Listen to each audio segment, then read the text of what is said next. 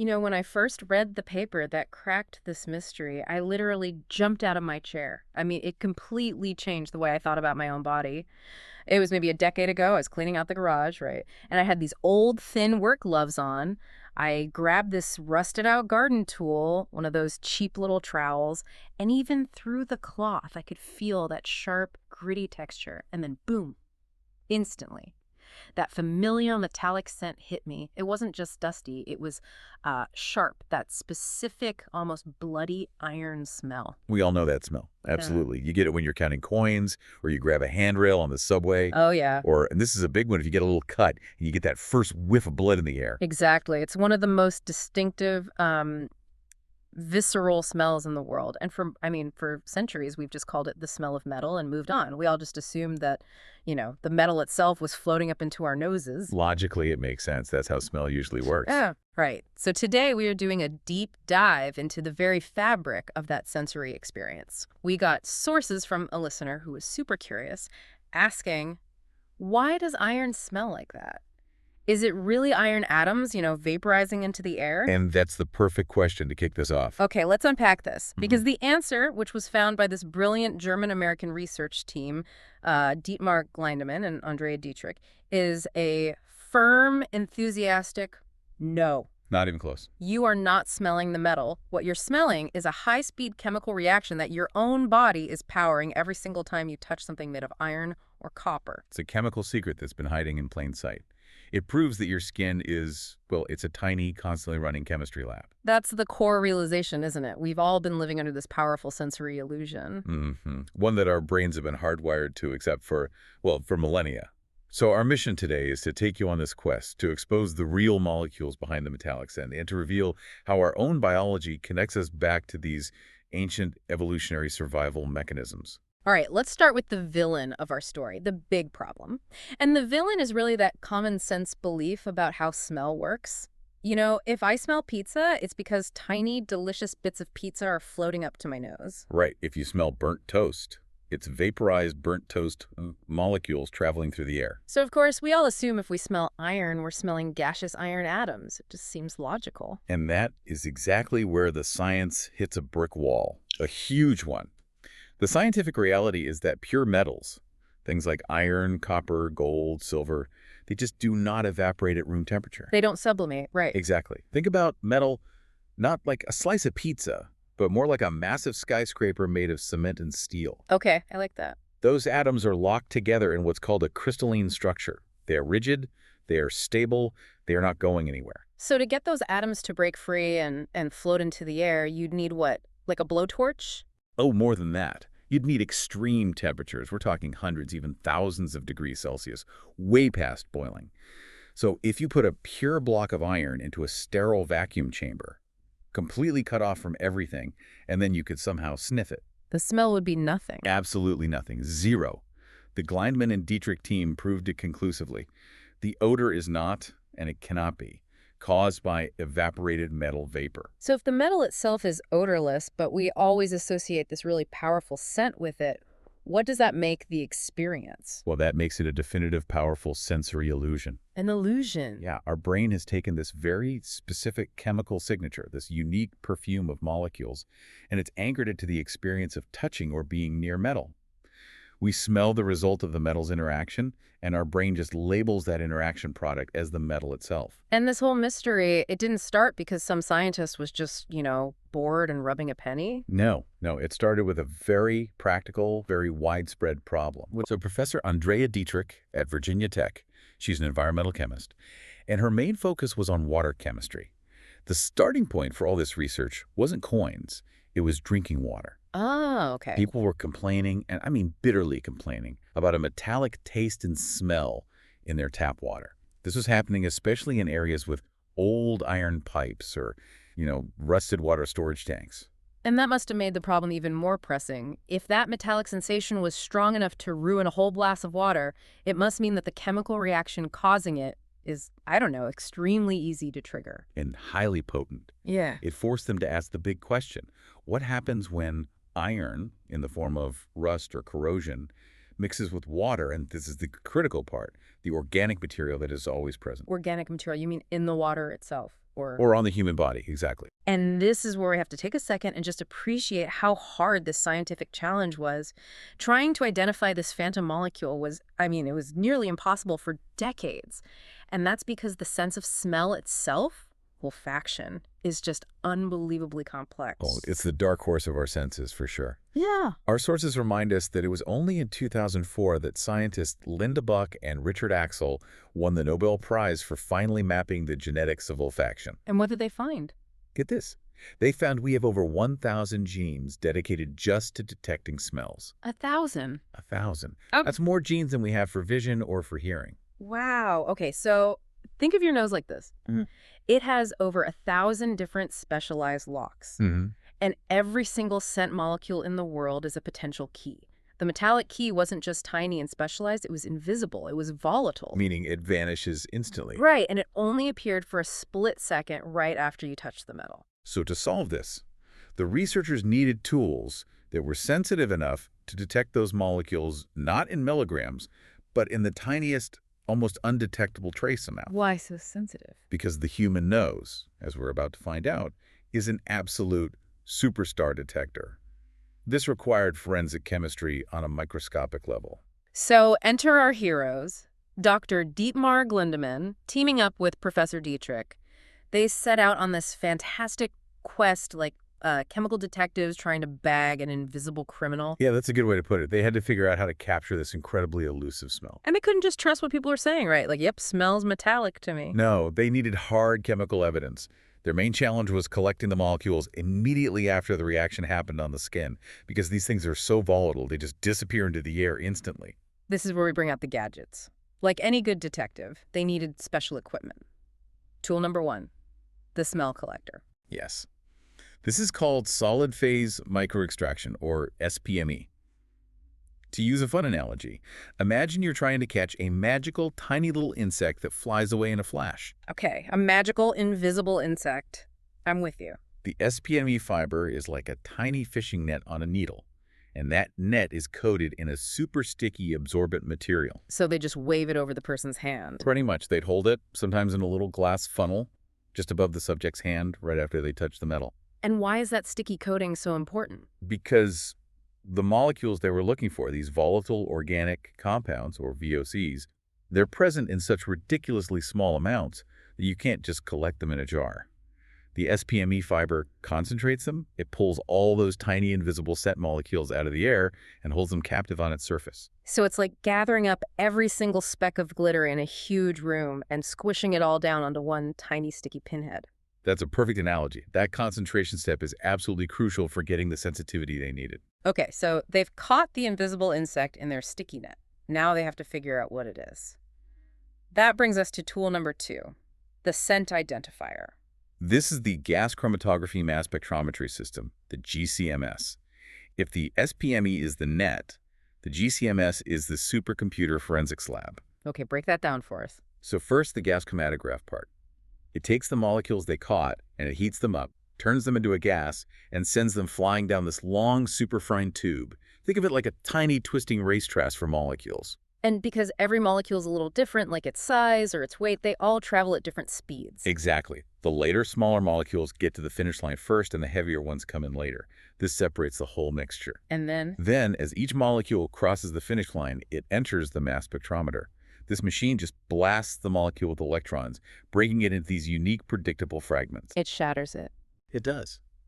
And then it measures the mass and the charge of all those little pieces. And that gives each original molecule a unique, unforgeable ID badge. It told the researchers, with zero doubt, exactly what chemical compounds were making that smell. So the setup for the human trials had to be super rigorous. They didn't just grab some rusty nail from the garage. No, they used ultra-pure iron powder, different kinds of steel, cast iron, coins. And this is the important part, solutions that just contain different forms of iron. Right. They wanted to strip away every other variable except for the chemical trigger itself. And because everyone's skin is a little different, they had to standardize the environment? They did. They used artificial sweat. Artificial sweat. Yeah, it's a solution that's balanced to mimic the slight acidity of human perspiration. It's usually around a pH of 4.7. And that acidity is the key. It's the key. because that's what allows the metal to corrode just a tiny bit, Yeah. just enough to get the whole process started. Now, here it is. This is the absolute linchpin of the whole discovery, the turning point in the entire experiment that explains everything. They realized they had to test two different forms of iron, two different states of being for the exact same atom. This is where we have to talk about iron's different valencies, or its oxidation states. Let's call them the stable brother and the reactive brother. They tested Fe and Feo. Okay, let's start with Feu. This is the trivalent, or ferric, iron. This is the stable brother. You see this everywhere. It's just normal reddish-brown rust. The kind you see on an old car. Exactly. It's already fully oxidized. It's settled down. It's happy. It's not looking to react with anything in this context. So when the subjects handled solutions that only had Fe ions, the stable iron, the result was silence. Nothing. No odor. The metal atoms were there, but they were chemically inert. They were just, watching the show from the sideline. But then they test Feo. This is the bivalent, or ferrous, iron. This is the highly reactive brother. This is the wild card. This is the form of iron that's in fresh, unrusted metal, or it's the form of the ions that get released the second your acidic sweat hits the surface of a penny or a handrail. And when the subjects touched the Feo solution, or the metallic iron itself? The reaction was immediate and completely unmistakable.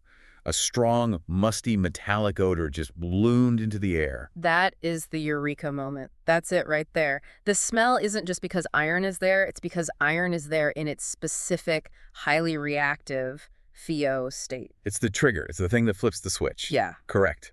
The researchers realized that the Feo ion acts as a powerful catalyst. It doesn't get used up in the reaction. It just kicks it off and makes it go super, super fast. And what is it reacting with? Now that is the treasure we're about to uncover. The treasure is finally revealed. Yeah. That musty, coppery, coin-like smell we all know. It's the end product of a fast, efficient chemical process that is powered entirely by the organic oils, the lipids on your very own skin. You are the battery that makes the metal smell. I am the battery. That's amazing. Okay, let's walk through the exact three-step chemical recipe that happens on your fingertips every time you touch a key. Let's do it. Step 1, the fuel preparation. Your skin is naturally covered in this thin layer of protective oils, or lipids. And these lipids, just by being exposed to the oxygen in the air, and sometimes through certain enzymes, they get a little oxidized over time. Yeah. They turn into these fragile, unstable compounds called lipid peroxide. Okay, so let's make that simple. Imagine your skin oil is like a stick of butter. Okay. If you leave that butter out on the counter open to the air for a few days, it starts to go a little bit rancid, right? That's basically what lipid peroxides are. They're like these slightly damaged, unstable, oxygen-loaded spots in your skin oil. That's our fuel. That's a perfect way to describe it. They're just sitting there waiting for a spark. Step 2. The trigger is fired. You touch an iron object, a coin, a railing. Your acidic sweat causes this tiny bit of microcorrosion, releasing those critical Feo ions onto your skin. The reactive brother. The reactive brother. The Feo is the spark plug. And that spark plug isn't stable, so what happens next? Step 3. The decomposition. This is the core redox reaction. Redox. It stands for reduction oxidation. This means electrons are being transferred really, really fast. That highly reactive Feo immediately latches onto the unstable lipid peroxide. And because Feo wants to become this stable Feo, it has to steal an electron from the lipid peroxide. And this electron theft is so violent, it forces the lipid peroxide to instantly break apart or decompose into a whole bunch of smaller, highly volatile fragments. So, wait, the Feo is basically the catalyst that forces the rancid butter on my skin to just instantly tear itself into a bunch of tiny pieces. That's a perfect analogy. Yeah. And the fragments that are created are these small organic molecules, specifically volatile aldehydes and ketones. And because they are so volatile, they immediately jump into the air. And among those tiny pieces is the ultimate, unmistakable rock star of odorants, the chemical fingerprint of that metallic smell. 1-octan-3-1, or OEO. OEO is the star witness. Okay. If you look up its chemical profile, its smell is famously complex. It's often described as fungal, mushroom-like, like green grass, and of course metallic. Okay. It is the core scent molecule that your brain has learned over millennia to interpret as, I just touched iron. And this brings us to the incredible sensitivity of the human body. This is why the scientists needed those crazy high-tech tools to catch this scent, right? Because we are unbelievably good at smelling it. How good. Humans can detect 1-octan-3-1 at concentrations as low as 5 parts per So trillion. parts per trillion. Trillion. With a T. Just think about that number for a second. Okay, let's try to break that down because my brain can't really grasp that. Imagine the entire population of the Earth. Right now, it's about 8 billion people. Okay. 5 parts per trillion would be like finding just 40 specific people in the entire world. Wow. That is how tiny the concentration is. Or here's another one, a volume analogy. If you took a single drop of this odorant and you mixed it into a line of Olympic swimming pools that stretched all the way from New York to Los Angeles, you might still be able to detect it. That's insane. We have evolved to be hypersensitive to this one specific molecule. Yes. And that leads to the big question, why? Why would we be so incredibly sensitive to a byproduct of our own oxidized skin oil reacting with a piece of metal? And that's the amazing evolutionary twist in this story, the blood connection. The blood connection. This is where it gets really good. This is where science meets our deep, deep history. The researchers discovered that the exact same concentration, the exact same cocktail of OEO and other carbonyl compounds is generated when fresh mammalian blood is rubbed onto the skin. Wait a minute, why blood? Because blood contains massive quantities of iron in its hemoglobin. And crucially, it's the whole point, the iron in hemoglobin is in the Phe form. It's the reactive brother. It's the reactive brother. So when blood leaves the body and it hits the skin's lipids in the open air, that ferroiron immediately kicks off the decomposition of all the available lipids. It creates OEO. So when our ancestors were out on the savannah, tracking wounded prey, or when they got injured themselves, the scent they were detecting wasn't just some vague, musky smell of blood. It was the volatile, super potent chemical alarm signal of OEO. Generated by the Phe in their blood reacting with the oils and lipids all around the wound. It connects directly to our primal survival. Our highly evolved sense for iron odor has nothing to do with detecting door handles. It's an ancient and now largely dormant ability to detect blood scent. It was a huge evolutionary advantage for tracking, for identifying danger, or for recognizing that someone in your tribe was injured. It's a primal alarm system that we've just repurposed for modern life. That is genuinely incredible. So every time I smell a coin, I'm actually smelling a chemical echo of the hunt or a signal of injury. It takes something so mundane and just makes it profound. But wait, the researchers weren't done.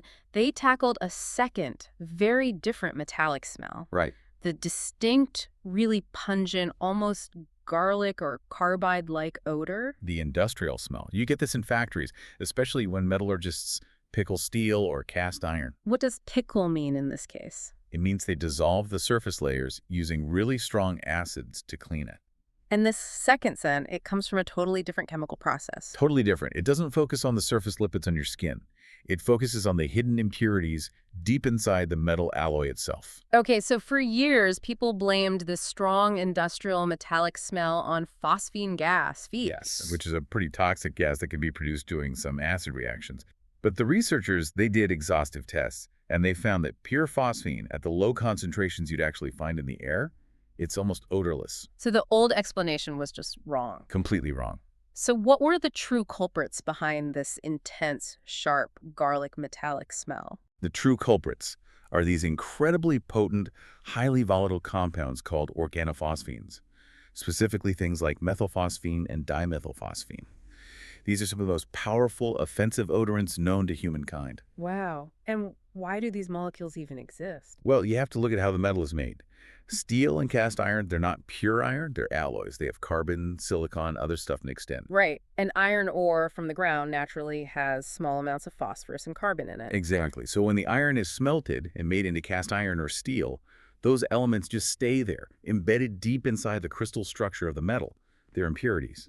So when a strong acid hits it, like during that industrial pickling, it doesn't just attack the iron atoms. It attacks those deeply embedded phosphorus and carbon atoms too. It does. The acid reacts vigorously with these impurities, and it cleaves off these tiny molecules that have a carbon-phosphorus bond, a CP bond.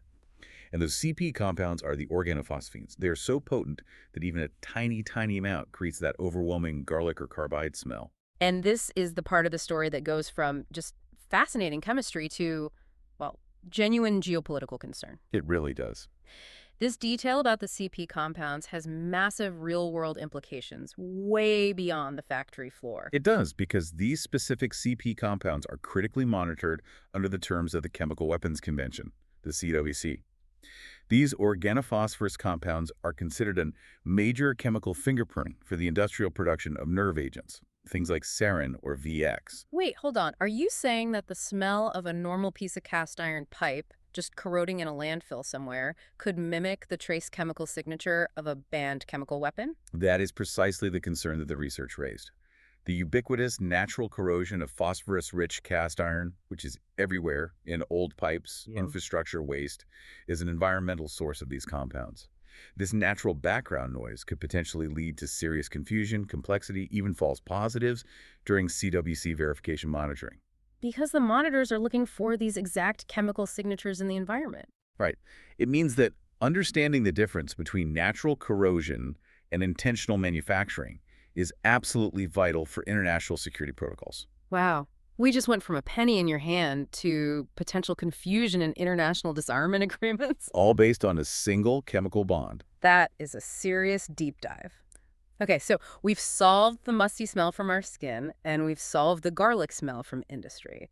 But what about that metallic taste? You know, if you accidentally bite a piece of aluminum foil, or if you take a mineral supplement like ferrous sulfate, you get that overwhelming flavor. Is that different from what happens on our hands? It's very similar, but the path it takes to your brain is different. That metallic sensation in your mouth, just like the scent on your skin, is overwhelmingly a sensory illusion.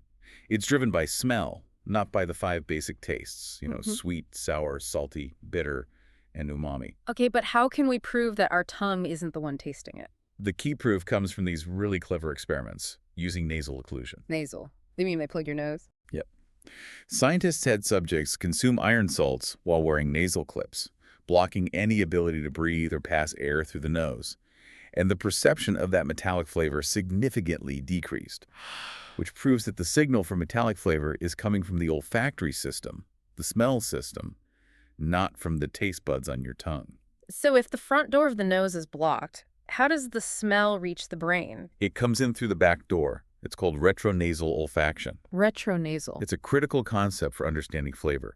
When you chew or you swallow something, the volatile odor compounds that are generated in your mouth travel up the back of your throat into your nasal cavity, and they reach the exact same olfactory receptors that smell things coming in from the outside. So the scent molecule is taking, like, the back staircase to get to your brain's smell center. Exactly. When you eat, you're not just tasting, you're mostly smelling retronasally. That's where all the complexity of flavor comes from.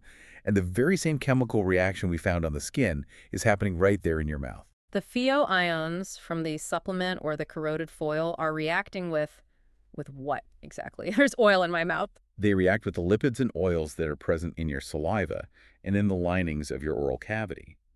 The pheo triggers the decomposition of these oral lipids, generating those exact same smelly carbonyl compounds, including our friend 1-octan-3-1, which then float backward up your throat to register as a powerful metallic flavor. So the feeling of drinking metallic tasting water or taking that iron pill, it isn't a taste at all. It's the oils in my own mouth performing a rapid-fire chemical reaction with the metal ions, and then I'm smelling the product of that reaction on its way out. You got it. That is fundamentally rewriting our understanding of what taste even is. It also perfectly explains those initial water quality complaints that started this whole project. If drinking water has iron rust, the pheo, and it also has some organic particles in it, that chemical cocktail is just ready and waiting to react with your oral lipids, creating an immediate, pervasive metallic flavor the moment it hits your mouth. This is amazing. We've established that the metallic smell isn't just chemistry. It's a hypersensitive, ancient biological alarm system powered by our own body. This goes so far beyond just explaining why coins stink. This research has profound implications for medicine, for diagnostics, for environmental monitoring. The most exciting area is definitely in future medical applications and non-invasive diagnostics.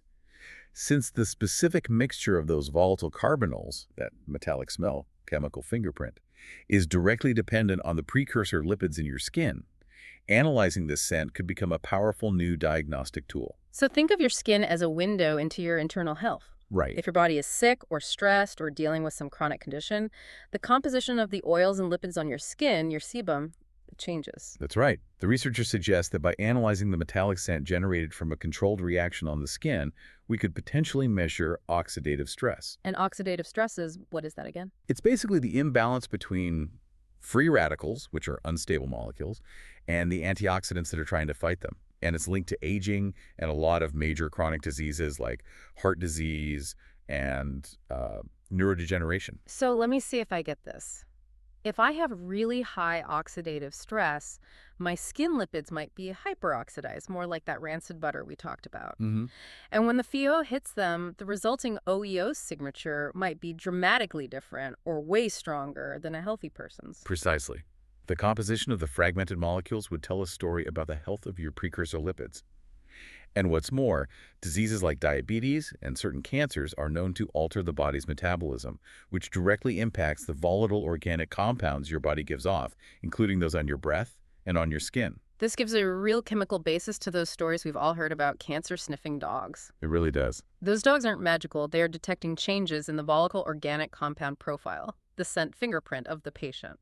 And this research provides the specific, sensitive target molecule.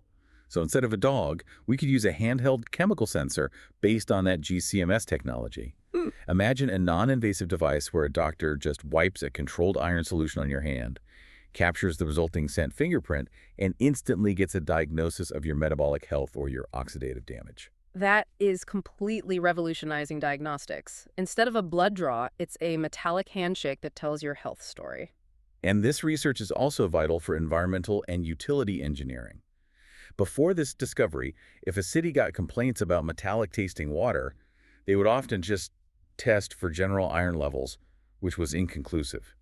Now, we know the flavor is caused by the reaction between FeHR and organics. So water engineers now know they need to focus not just on removing the rust, but on controlling the amount of organic material like algae or decaying matter in the water supply. Because that's the fuel for the reaction in the customer's mouth.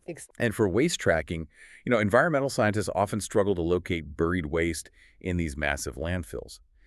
If we understand the specific odorants, like OEO, that are produced when buried metallic waste like iron interacts with buried organic waste like old food, we can potentially use highly sensitive chemical monitoring systems to track those odors, guiding them directly to specific areas of buried waste. We started with a simple penny, and we ended up with personalized health and global forensics. This is why I believe this discovery will change everything in the next 10 years.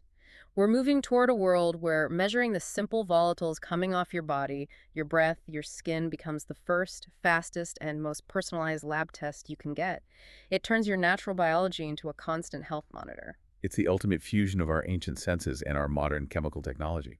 The knowledge we gain from understanding why a coin smells metallic could lead directly to earlier disease detection. And here is a final provocative thought to take with you. Building on that concept of 1-octan-3-1, our friend OEO, we established that OEO is a super potent signal for blood, a warning of danger or injury. Right. But the research also notes that OEO is a major odorant found in fungi and mushrooms. It has that distinct fungal, earthy smell. That's OEO. Exactly. So why?